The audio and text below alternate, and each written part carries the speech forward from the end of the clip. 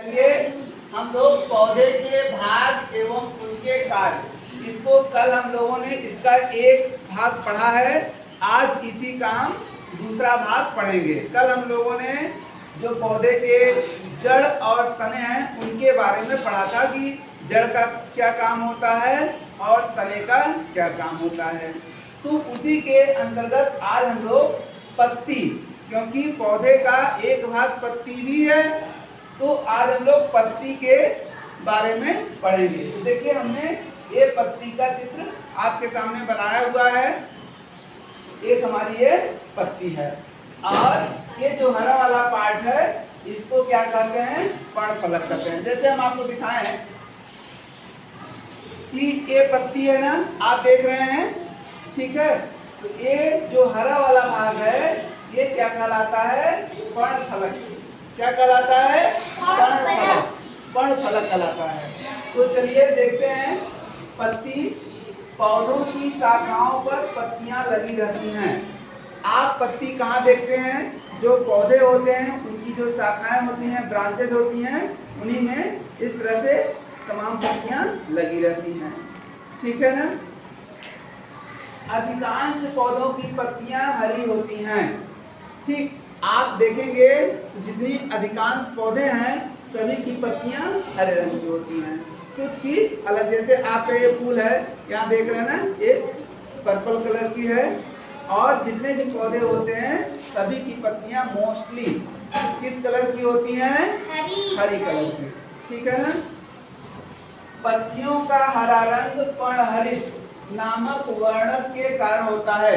आप ये जो पत्ती देख रहे हैं ये हरे रंग की दिखाई दे रही है। इसका जो हरा रंग है किस कारण होता है, पर्णहरित के कारण। किसके कारण होता है, पर्णहरित। इसको क्लोरोफिल भी कहते हैं, ठीक है ना। पर्णहरित मतलब क्लोरोफिल। इसके कारण पत्तियां हरी दिखाई देती हैं, ठीक है। अगर जिस पत्ते में पर्णहरित नहीं होगा उसकी पत्तियां हरी नहीं होंगी। समझ में आया। पत्ती का हरा चपटा भाग पर्णफलक कहलाता है। यानी ये जो पत्ती का हरा चपटा भाग है ये वाला, ये क्या कहलाता है, पर्णफलक कहलाता है। तो पत्ती का चपटा भाग पर्णफलक कहलाता है, ठीक है। पत्ती की दोनों सतहों पर छोटे छोटे छिद्र पाए जाते हैं जिन्हें पर्णरंध्र यानी स्टोमेटा कहते हैं। ये देखिए ये पत्ती है ना, इसकी दो सतहें हैं। कौन कौन सी सतह है, एक ये वाली सतह है और एक ये सतह है। इसमें किसको आप ऊपरी सतह कहेंगे, किसको निचली सतह कहेंगे, बताइए।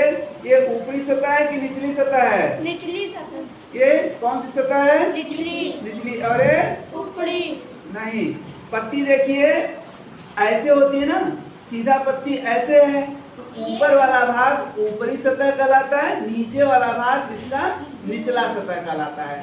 तो पत्ती में दो सतहें होती हैं, ऊपरी सतह और निचली सतह। समझ में आए। और इन्हीं सतहों पर छोटे छोटे, अभी हमको इसमें दिखाई नहीं दे रहे हैं, लेकिन अगर हम इसको माइक्रोस्कोप से देखेंगे तो इसमें छोटे छोटे हमको छिद्र दिखाई देंगे। जैसे यहाँ पे देखिए हमने बनाया है ना, यहाँ पर इस तरह से छोटे छोटे आपको पूरे पत्ती में छेद दिखाई देंगे, ठीक है। तो इन जो छोटे छोटे छिद्र होते हैं, निचली सतह पर पर्णरंध्रों की संख्या अधिक होती है। जो ये छोटे छोटे छिद्र होते हैं इन्हीं को क्या कहते हैं, पर्णरंध्र कहते हैं, यानी स्टोमेटा कहते हैं।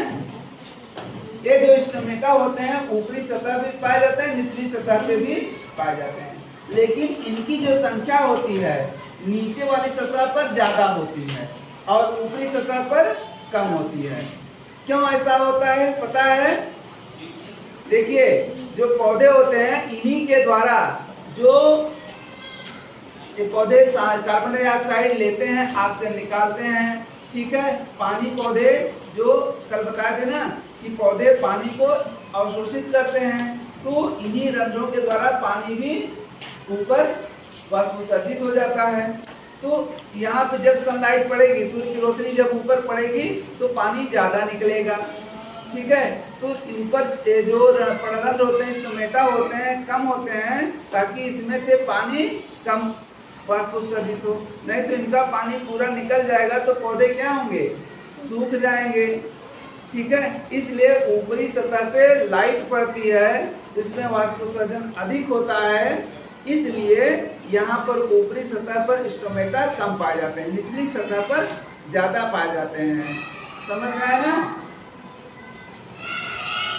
इन्हीं छिद्रों द्वारा पत्तियां वातावरण से गैसों का आदान प्रदान करती हैं। जो एक छिद्र होते हैं, इन्हीं से गैसों का आदान प्रदान होता है। पौधे क्या करते हैं, ऑक्सीजन देते हैं, हम लोग कार्बन डाइऑक्साइड निकालते हैं, तो ये कार्बन डाइऑक्साइड को लेते हैं और ऑक्सीजन निकालते हैं।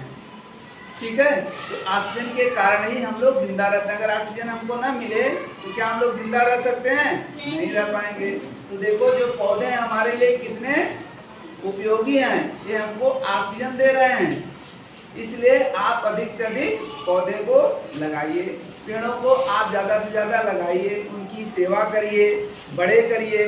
जितना आप पौधा लगाएंगे उतना अधिक ऑक्सीजन हमको मिलेगी और हम जिंदा रहेंगे। ऑक्सीजन नहीं मिलेगी तो हम जिंदा नहीं रह पाएंगे। ठीक है, जो हम लोग सांस लेते हैं ये ऑक्सीजन ही लेते हैं।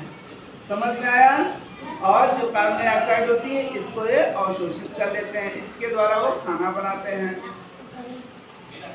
तो इन्हीं छिद्रों द्वारा पत्तियां वातावरण से गैसों का आदान प्रदान करती हैं। अब देखिए पत्ती के कार्य हम देखेंगे, इस पत्ती का क्या काम होता है।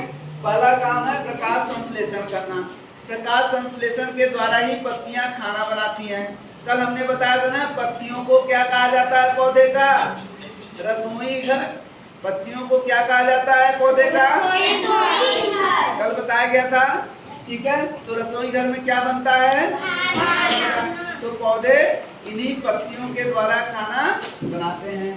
दूसरा है वाष्पोत्सर्जन, यानी पत्तियों से पानी ऊपर निकलता है, वातावरण में जाता है, यही पानी जाता है तो बादल बनते हैं, बारिश होती है। ठीक है ना, तो दूसरा काम है वाष्पोत्सर्जन। और श्वसन क्रिया, पत्तियां पौधों में जैसे हम लोग सांस लेते हैं उसी तरह से पौधे भी सांस लेते हैं। तो पौधों में सांस लेने की प्रक्रिया किसके द्वारा की जाती है, पत्तियों के द्वारा ही की जाती है। ठीक है, और यहाँ देखिए जो छोटे छोटे छिद्र होते हैं इनको स्टोमेटा कहते हैं। और स्टोमेटा अगर आप इलेक्ट्रॉन माइक्रोस्कोप से देखेंगे तो इसी तरह से दिखाई देगा। ये स्टोमेटा का आकार होता है। इसमें जो छोटे छोटे छिद्र हैं उनका आकार इस तरह से होता है, इसी को स्टोमेटा कहते हैं। तो समझ में आ गया? ये हमारा पत्ती है, पत्ती का हरा भाग क्या कहलाता है, पर्णफलक कहलाता है। ठीक है, और पत्तियों का जो हरा रंग होता है किसके कारण होता है, पर्णहरित के कारण होता है। ठीक है, और इसमें जो छोटे छोटे छिद्र होते हैं इनको क्या कहते हैं, स्टोमेटा कहते हैं। ठीक, और पत्ती के 3 काम हैं, प्रकाश संश्लेषण करना, वाष्पोत्सर्जन करना और श्वसन क्रिया करना। ठीक है, समझ में आ गया?